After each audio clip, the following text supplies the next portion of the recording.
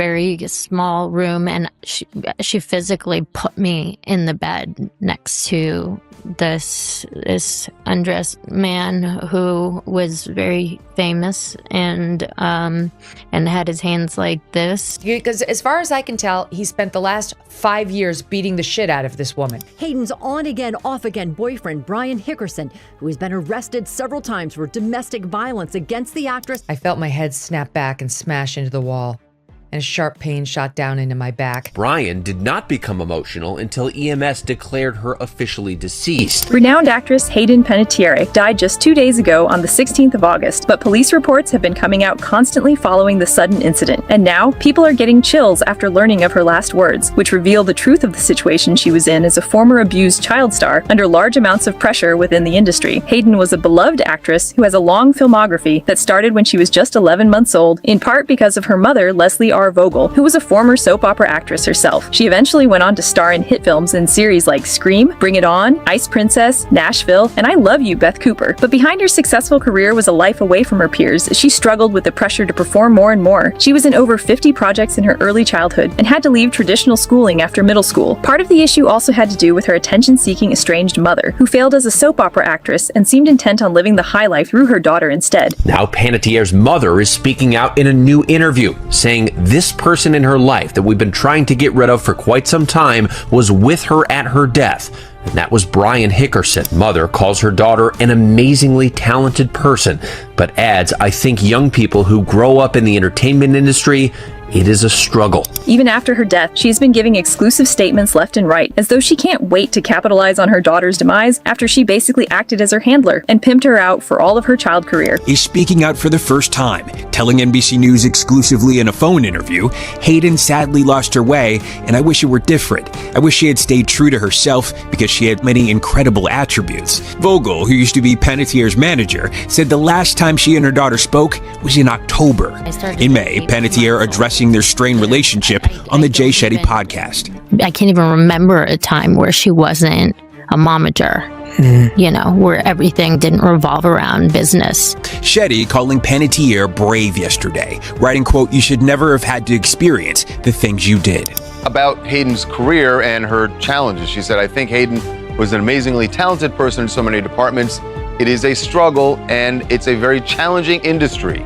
And it's not unusual for them to sadly find the wrong path. Despite being a big part of the reason Hayden let her boyfriend abuse her for so long, she's done nothing but place the blame on anyone but herself. It's okay to feel the emotions that you're feeling.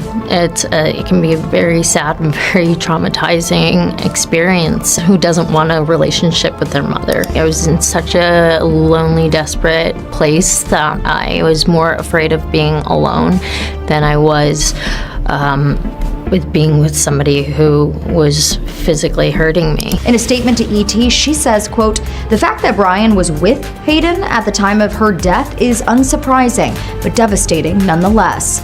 Leslie also claims Brian enabled Hayden and her family had been trying to get rid of him for quite some time. It's painful to see young Hayden idolize her mom and try to understand her as someone in her corner, growing up to resent her for seeing her as only a cash cow. She never reached out to her daughter when it mattered, with Hayden admitting she slammed the proverbial door in her face when it came to reconnecting. You talk about, at such a young age, financially and emotionally supporting the family, and it just built and built and built up, and so much resentment and anger. Where's your mother?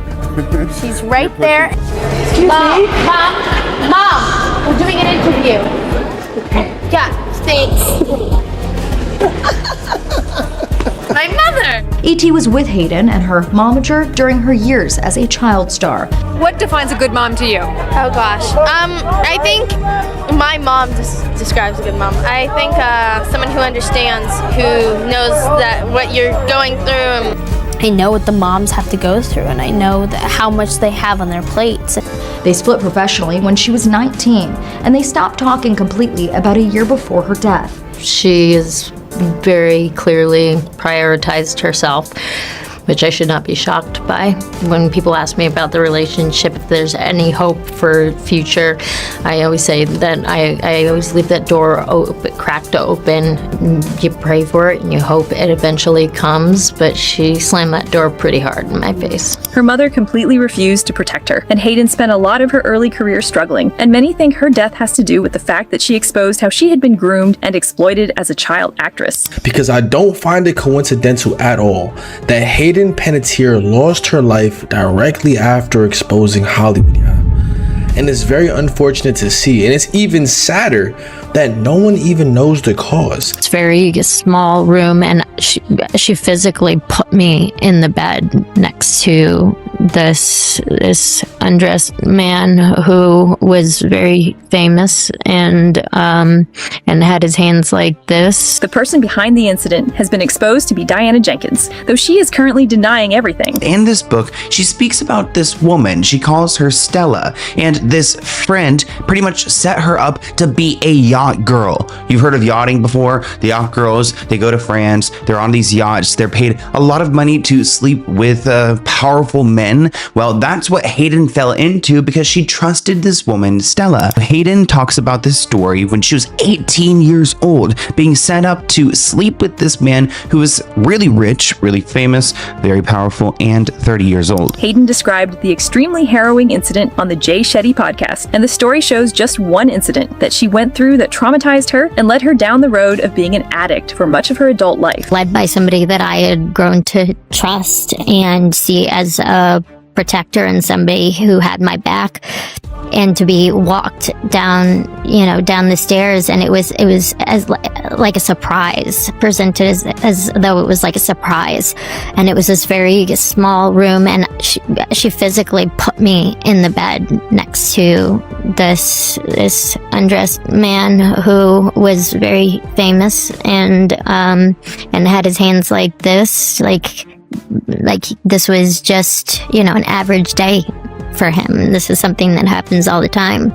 And I waited for her to leave, and I mean that lion in me, that fire in me, that my hair stood on end, and I became ferocious. I was like, this is not happening. But I had nowhere to hide. Led by somebody that I had grown to trust and see as a protector and somebody who had my back, and to be walked down the stairs, and it was as like a surprise, presented as though it was like a surprise, and it was this very small room, and she physically put me in the bed next to this undressed man who was very famous and had his hands like this, like this was just, an average day for him. This is something that happens all the time.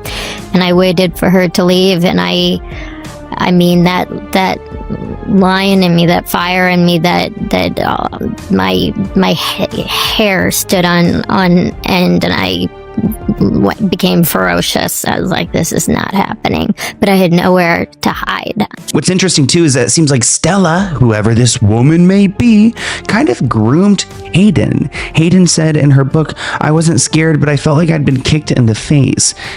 This friend had confided in me. She pampered me, treated me like her best friend, then turned around and treated me like a call girl. I deserved better than that by a lot. Another reason that largely contributed to Hayden's passing is her abusive on and off boyfriend Brian Hickerson, who had been a constant in her life since they first started dating in 2018. Many even think that rather than the industry punishing her, he might have been behind her untimely death. Was it just from pill bottles found nearby, or did someone tell them? Where was Brian? Isn't that one of your questions? Where was Brian when the EMTs showed up? What was his condition? Was he taken to the hospital? Where is he now? What does he have to say? Because as far as I can tell, he spent the last 5 years beating the shit out of this woman. Absolutely no care whatsoever for her well-being. So what role, if any, did he play? It's a fair question. Hayden Panettiere had spent the past 10 years of her life abusing herself. So it is very possible the answer is no role other than sidekick. but there's more to be investigated around this boyfriend. He has a less than stellar record, even having to go to court after getting into altercations with Hayden. As we are learning more about what happened inside. According to the Greenville, South Carolina police report, Hayden's on-again, off-again boyfriend, Brian Hickerson, who has been arrested several times for domestic violence against the actress, and his brother Zach were both at the apartment at the time of the 36-year-old's death, one of them calling 911. Have a cardiac arrest, overdose, CPR is in progress. Hickerson showing the arriving officer, quote, a bag of medication that Hayden was taking. The actress has been open about her battle with drugs and the emotional and physical abuse she said she suffered. The resentment just came out sideways in these behaviors, and me leaning on substances for anxiety and depression, and then postpartum and all of the above. Hayden's death coming just days after an LA County judge denied Hickerson's attempts to dismiss and or reduce his past felony domestic violence charges involving Hayden. Hayden herself admitted he repeatedly laid hands on her in her memoir, This Is Me, A Reckoning. People have been up in arms suspecting foul play, especially considering she was found dead in his apartment, despite the fact they should not have been together. This was only made worse by the fact that Hayden was an addict that had been struggling for years. This is from her memoir. It's, the memoir is called This Is Me. Came out just a couple of months ago. And she writes of a Valentine's Day 2020 incident in Jackson, Wyoming.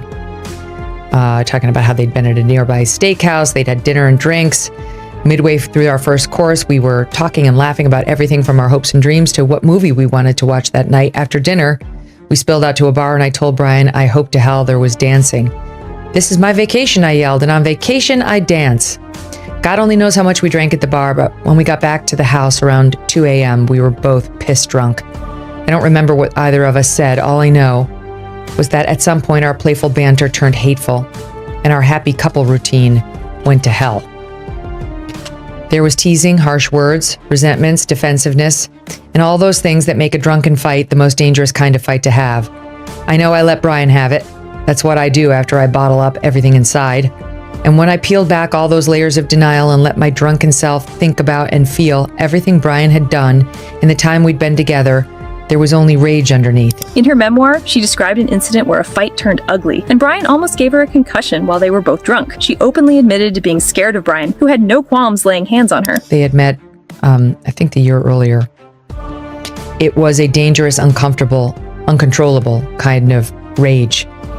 Come at me. Give me all you got. You can't win, I said, taunting Brian while we were in the midst of arguing. I always refused to play the victim, and my toughness revealed the fact that my fight or flight reaction fell firmly in the fight category. I wanted to attack because I was sure Brian was about to attack me. What did you fucking say? Brian snarled as he pushed me up against a wall. What did you say to me? I felt my head snap back and smash into the wall, and a sharp pain shot down into my back. I braced my body to absorb the shock, and I closed my eyes. Clap. Brian slapped me hard, and a familiar sting radiated out from my cheek and across my entire body. Okay, motherfucker, I am out of here, I said, as I broke free and ran upstairs, my head throbbing, my cheek burning. And it wasn't just one incident either. The abuse, the fact that I allowed this person not only into my life, but for how long I put up with it. She chronicled that alleged abuse in her memoir released months ago, including Hickerson being charged with multiple counts of felony abuse. Brian pleaded no contest, but I knew that with what I was telling the police, he was sure to be found guilty. It ate at me, but I had to do what was right in the eyes of the law. Tell that to my heart, though. Despite all he'd done to me, I still loved Brian for who I believed he was. And it wasn't just her. Her neighbor also stated that she saw proof of the actress being abused, and she often heard Hayden and Brian arguing. It got so bad and so frequent that the housing complex where Hayden lived put up a notice to keep Hickerson away. Hayden Panettiere's neighbor is making shocking allegations about the troubled star's relationship with her boyfriend. She was always such a bright light when she was by herself. When she was with Brian, she was so subdued and seemed almost like a different person. Mia Terrazas says she called 911 a half a dozen times to report disturbances in Hayden's apartment in West Hollywood. Was there ever any instances where you thought there could be domestic violence going on? Oh, absolutely. I saw her leaving on a gurney. Brian was right next to her, and I asked her if she was okay. And it looked to me that she, had suffered some type of trauma that, looked to be battering, and it was clear she was terrified. Brian Hickerson was jailed for 45 days in 2021 for punching Hayden with his closed fist in the face and was banned from the apartment complex where Hayden lived. This image of Hickerson was posted on the property. Warning to all residents, if he is seen anywhere on this property, please call 911 immediately. She painted a harrowing picture, considering she had to call 911 multiple times and even saw Hayden being carried away on a gurney after being beaten by Hickerson. What was your reaction when you heard the news about Hayden's death? It's really devastating. She's so young and she had so much life left to live. Today, Greenville cops were seen at the home of Brian Hickerson's grandparents. Cops say it was a welfare check, unrelated to Hayden's death. We're also learning more about Hayden's final hours. Brian Hickerson's brother, a local preacher named Zach Hickerson, arrived at the Airbnb around 1:50 p.m. on Sunday. Published reports say he found his brother asleep in bed, and Hayden was unconscious and unresponsive on an armchair. A 2022 incident was so turbulent it made the news. Back in 2022, that turbulent dynamic exploded into a dramatic public brawl outside Hollywood Sunset Marquis Hotel. Brian! Jail! In the TMZ footage, Brian, wearing all white, is seen getting pummeled by another group. Hayden then tries to break things up, but appears to get kicked in the face and tossed to the pavement. I'm ready for round 2. Their toxic on and off again roller coaster went on for years. The man is actually demonic, laughing while talking about putting hands on her and making fun of her depression. A recent interview revealed him completely relaxed about beating her up multiple times. Man, I mean, I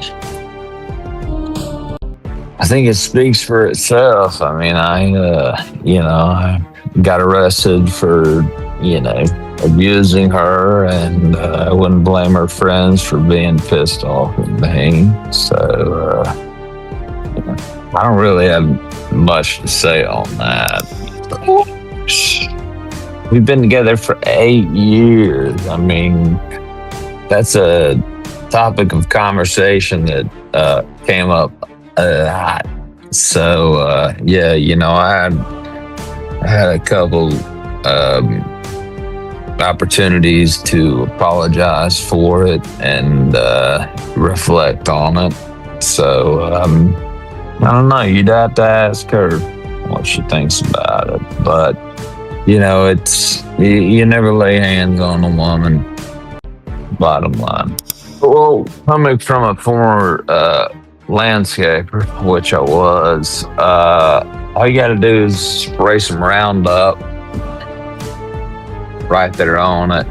She wasn't talking about me. She was talking about her terrible mother. He was quick to offset responsibility as well, saying that the worst relationship in her life was actually her mother, not him. I had a lot to drink, and I got physical with her, and I got arrested, spent the night in jail, and,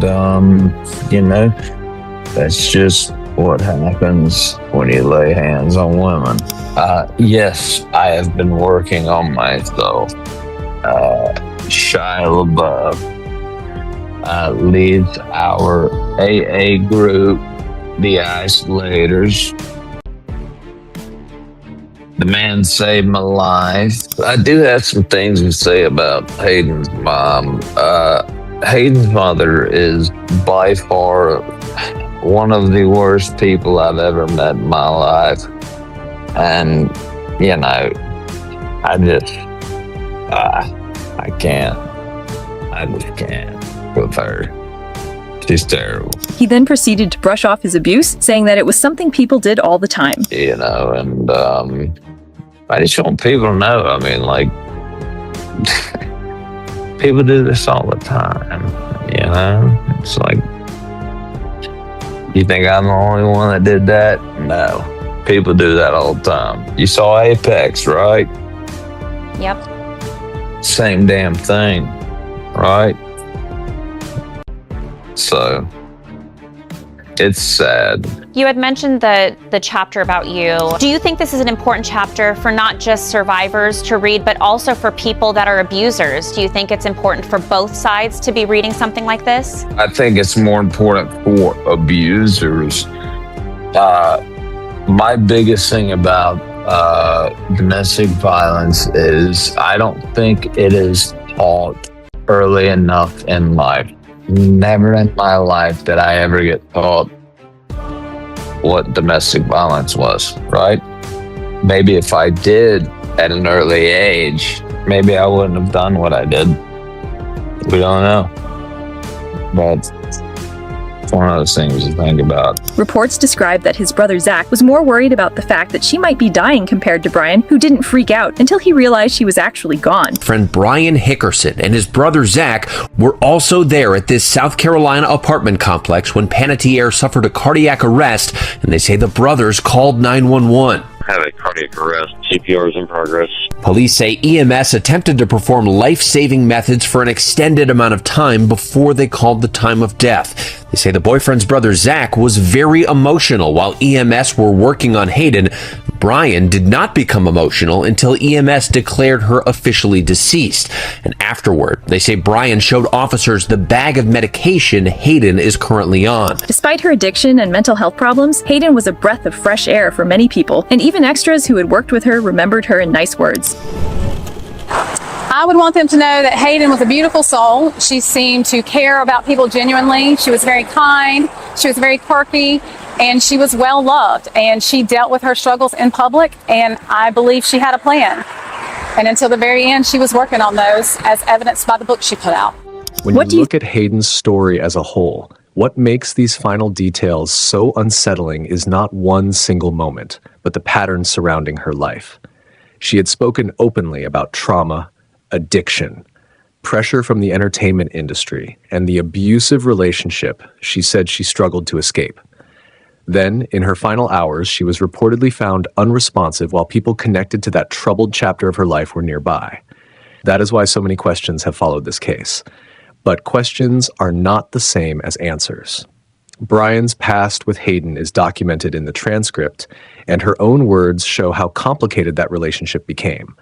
At the same time, his reported reaction at the scene, the medication shown to police, and the circumstances surrounding Hayden being found unconscious do not, by themselves, prove that anyone caused her death. What remains disturbing is how many warning signs seemed to surround Hayden long before that final day. She had been talking publicly about what she survived, the people she trusted, and the damage those experiences left behind. Whether those revelations had anything to do with what happened remains unproven.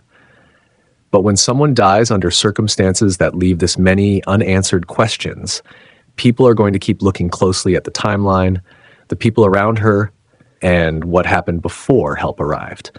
What do you think? Was Hayden punished for revealing too much about the industry, or is her boyfriend trying to cover up her death? Drop your thoughts in the comments below and like and subscribe.